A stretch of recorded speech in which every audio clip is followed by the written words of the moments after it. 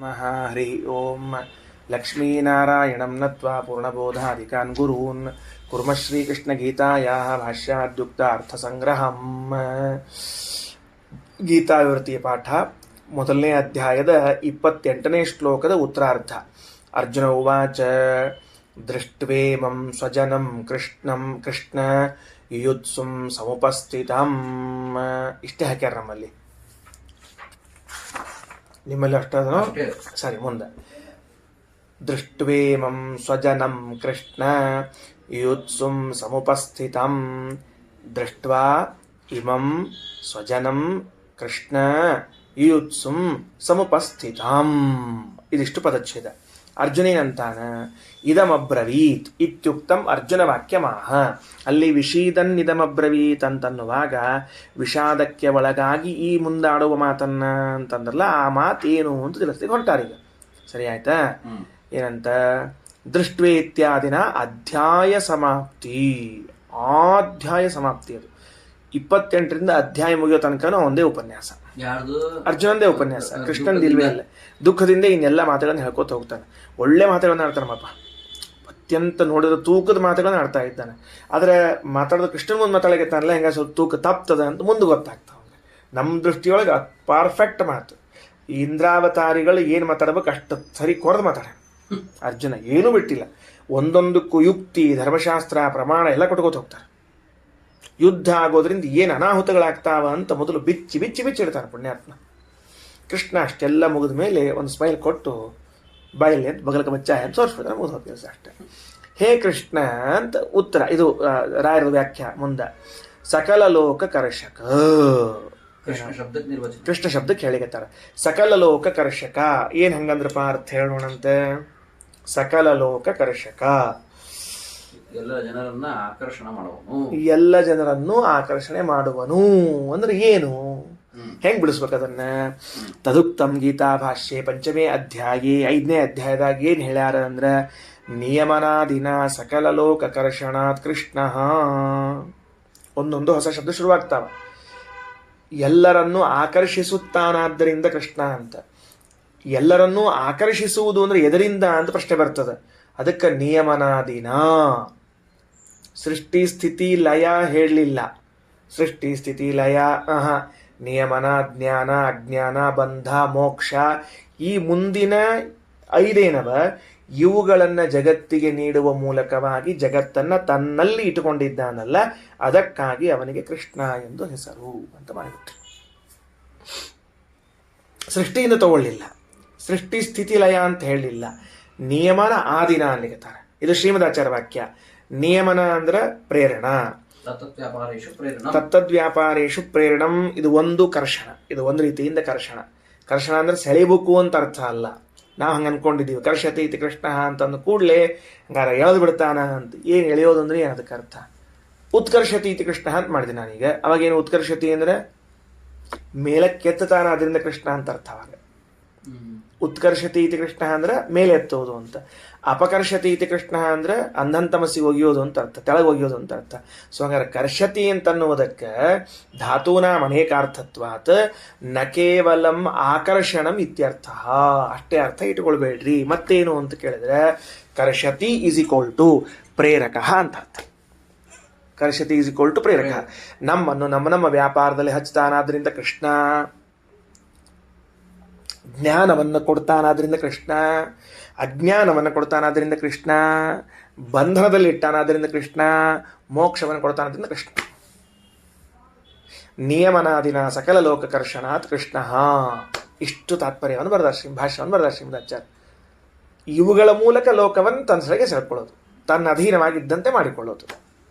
ಸರಿ ಆಯ್ತಾ ಏನಂತ ಹೇಳಿದ್ದು? ಇನ್ನ ಯತಃ ಕರ್ಷಸಿ ದೇವೇಶ ನಿಯಮ್ಯ ಸಕಲಂ ಜಗತ್ ಅತೋ ವದಂತಿ ಮುನಯಃ ಕೃಷ್ಣಂ ತ್ವಾಂ ಬ್ರಹ್ಮವಾದಿನಃ. ಇದು ಮಹಾಕೂರ್ಮ ಪುರಾಣದಲ್ಲಿ, ಹೇ ದೇವೇಶ, ಎಲೆ ದೇವದೇವೋತ್ತಮನಾದ ಪರಮಾತ್ಮನೇ, ಸಕಲಂ ಜಗತ ನಿಯಮ್ಯ ಕರ್ಷಸಿ. ಯತಃ ಯಸ್ಮಾತ್ ಕಾರಣಾತ್ ಸಕಲಂ ಜಗತ, ಎಲ್ಲ ಜಗತ್ತನ್ನು ನಿಯಮ್ಯ ಕರ್ಷಸಿ. ಅದು ನಿಯಮ್ಯವಾಗುವಂತೆ ನೋಡ್ಕೊಳ್ತೀಯೋ ನೀನು ನಿಯಾಮಕ. ಅದು ನಿಯಮ್ಯ ನಿಯಾಮಕ ಭಾವ. ಹಂಗೆ ಅಂದ್ರೆ ಇಡೀ ಜಗತ್ತನ್ನ ನೀನು ಜಗತ್ತು ನಿಯಮ್ಯವಾಗುವಂತೆ ನೀನು ನೋಡ್ಕೊಳ್ತೀಯ ಅಂದ್ರೆ ನೀನು ನಿಯಾಮಕನಾಗಿದ್ದೀಯಾ, ಅದಕ್ಕೆ ನಿಯಮನವನ್ನ ಮಾಡುವಂಥವನಾಗಿದ್ದೀಯಾ. ಆದ್ದರಿಂದ ಜ್ಞಾನಿಗಳು ನಿನ್ನನ್ನು ಕೃಷ್ಣ ಎಂದು ಕರೆಯುತ್ತಾರೆ. ಕೃಷ್ಣ ಶಬ್ದಾರ್ಥ ಏನಾಯ್ತು ಈಗ? ಪ್ರೇರಕ ಅಂತ ಆಗೋಯ್ತು.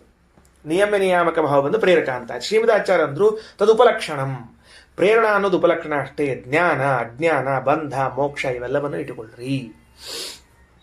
ಯತಃ ಕರ್ಷಸಿ ದೇವೇಶ ನಿಯಮ್ಯ ಸಕಲಂ ಜಗತ್ ಅತೋ ವದಂತಿ ಮುನಯಃ ಕೃಷ್ಣಂ ತ್ವಾಂ ಬ್ರಹ್ಮವಾದಿನಃ ಯುಯುತ್ಸುಂ ಯೋದ್ಧುಮಿಚ್ಛಂತಂ ಸಮ್ಯಗ್ ಅವಸ್ಥಿತಂ ಇಮಂ ಬಂಧುಜನಂ. ಯುದ್ಧ ಮಾಡಲಿಕ್ಕೆ ಬಂದಿರುವಂತಹ, ಚೆನ್ನಾಗಿ ನಿಂತಿರುವಂತಹ ಈ ಬಂಧುಜನರನ್ನು ದೃಷ್ಟ್ವಾ ನೋಡಿ, ಮಮ ಗಾತ್ರಾಣಿ ನನ್ನ ಹಸ್ತಾದ್ಯವಯವಾಹ ಕೈಕಾಲಗಳು ಸೀದಂತಿ ವಿಶೀರ್ಯಂತೆ ನಡಗ್ಲಿಕತಾವ.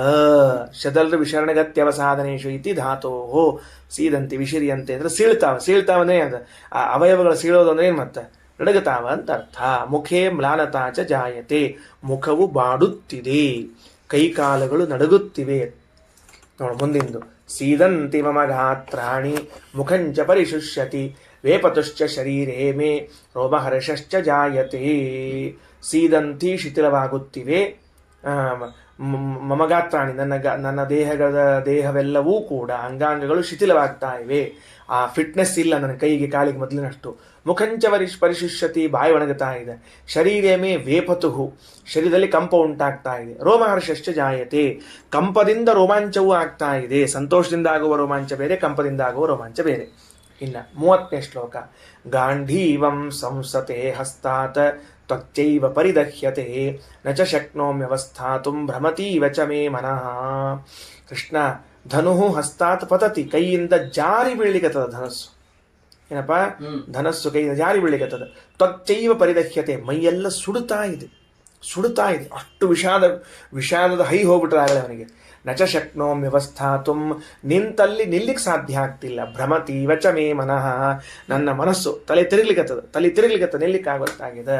ತ್ವಚ್ಚ ಪರಿತಃ ತಪ್ಯತೇವ ಅವಸ್ಥಾತುಂ ಚ ನ ಶಕ್ನೋಮಿ ಮನಶ್ಚ ಮೇ ಭ್ರಮತೀವ ಚ. ವಿಷಯ ತಿಳಿದಲ್ಲೋ? ಶಬ್ದ ಅರ್ಥ ಆಗಿದಿಲ್ಲೋ? ಇನ್ನ ಮುಂದ 31. ನಿಮಿತ್ತಾನಿ ಚ ಪಶ್ಯಾಮಿ ವಿಪರೀತಾನಿ ಕೇಶವ ನ ಚ ಶ್ರೇಯೋನು ಪಶ್ಯಾಮಿ ಹತ್ವಾ ಸ್ವಜನಮಾಘವೇ.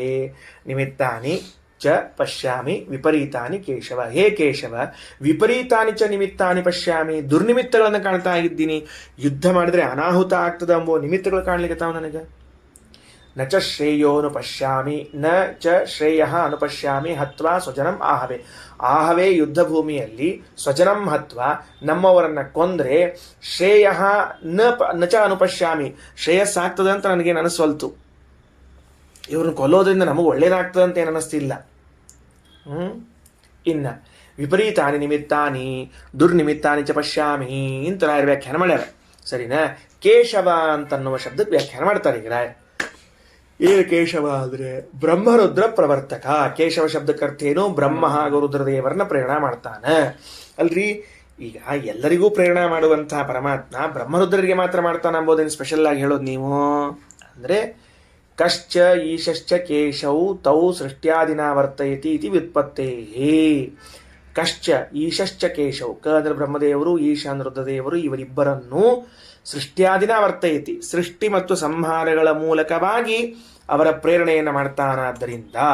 ಇನ್ನ ಕೇಶ ಉಪಪದಾತ ವೃತುವರ್ತನೆ ಇತ್ಯತೋ ಅಂತರ್ಣೀತ ಡ್ಯಪ್ರತ್ಯಯ ರೂಪಸಿದ್ಧಿ ವ್ಯಾಕರಣ ಉಕ್ತಂ ಹಿ ಸ್ಥಿತಪ್ರಜ್ಞಸ್ಯ ಕಾ ಭಾಷಾ ಇತ್ಯೇತದ್ ಭಾಷ್ಯ 2ನೇ ಅಧ್ಯಾಯದ 52ನೇ ಶ್ಲೋಕ. ಅದು ಸ್ಥಿತಪ್ರಜ್ಞಸ್ಯ ಕಾ ಭಾಷಾ ಅಂತ ಹೇಳುವಾಗ, ಅಥವಾ 54 ಅಲ್ಲಿ ಹೇಳುವಾಗ ಏನಂದಾರ?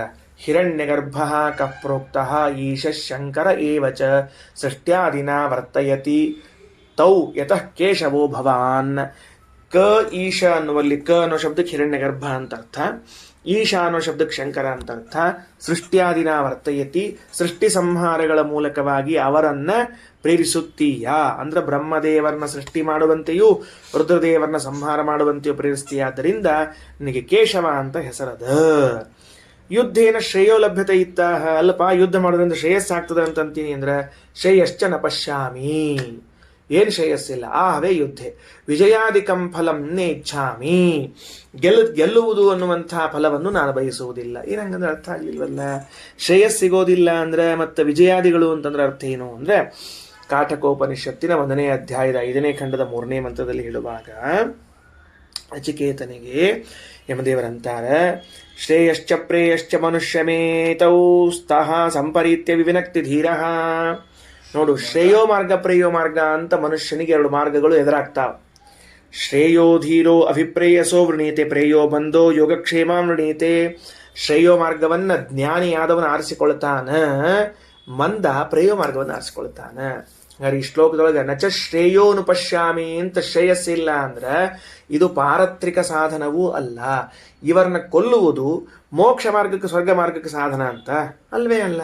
ಬ್ಯಾಡೋ ಮೋಕ್ಷಕ್ಕೆ ಸ್ವರ್ಗಕ್ಕೆ ಆಗದೆ ಇದ್ರೇನಾಯ್ತು, ಇಲ್ಲಿ ಮತ್ತೆ ಜಯ ಸಿಗುತ್ತದೆ, ರಾಜ್ಯ ಸಿಗುತ್ತದೆ ಅಂತಂದ್ರೆ ವಿಜಯಾದಿಕಂ ಫಲಂ ನೇಚ್ಛಾಮಿ, ನನಗದು ಇಂಟ್ರೆಸ್ಟೇ ಇಲ್ಲ. ಅದಕ್ಕೆ ರಾಯರು ತೋರಿಸಿರೋದನ್ನ ಶ್ರೇಯೋ ಮಾರ್ಗದ ಬಗ್ಗೆ ಅಷ್ಟೇ ಮಾತಾಡೋಣ ಅರ್ಜುನ, ಪ್ರೇಯೋ ಮಾರ್ಗದ ಬಗ್ಗೆ ಮಾತಾಡ್ಲಿಲ್ಲಲ್ಲ. ಪಾರತ್ರಿಕ ಸುಖ ಸಾಧನ ಅಲ್ಲಪ್ಪ ಇನ್ನೊಬ್ಬರನ್ನ ಕೊಲ್ಲೋದು ಕರೆಕ್ಟು. ಐಹಿಕ ಸುಖ ಸಾಧನ ಹೌದಿಲ್ಲ, ರಾಜ್ಯ ಸಿಗ್ತದೆ ಗೆಲುವಾಗ್ತದೆ ಅಂತಂದ್ರೆ ನನಗೆ ಇಚ್ಛಾನೇ ಇಲ್ಲ ಅದ್ರೊಳಗೆ ರಾಜ್ಯ ಬರಬೇಕು ಅಂತ ಹೇಳಿ. ಹಂಗಾಗಿ ನಿಮಿತ್ತಾನಿ ಚ ಪಶ್ಯಾಮಿ ವಿಪರೀತಾನಿ ಕೇಶವ ನ ಚ ಶ್ರೇಯೋನು ಪಶ್ಯಾಮಿ ಹತ್ವಾ ಸ್ವಜನಮಾಘವೇ. ನ ಕಾಂಕ್ಷೆ ವಿಜಯಂ ಕೃಷ್ಣ ನ ಚ ರಾಜ್ಯಂ ಸುಖಾನಿ ಚ, ಕಿಂ ನೋ ರಾಜ್ಯೇನ ಗೋವಿಂದ ಕಿಂ ಭೋಗೈರ್ಜೀವಿತೇನ ವಾ. ಶ್ರೀಕೃಷ್ಣಾರ್ಪಣಮಸ್ತು.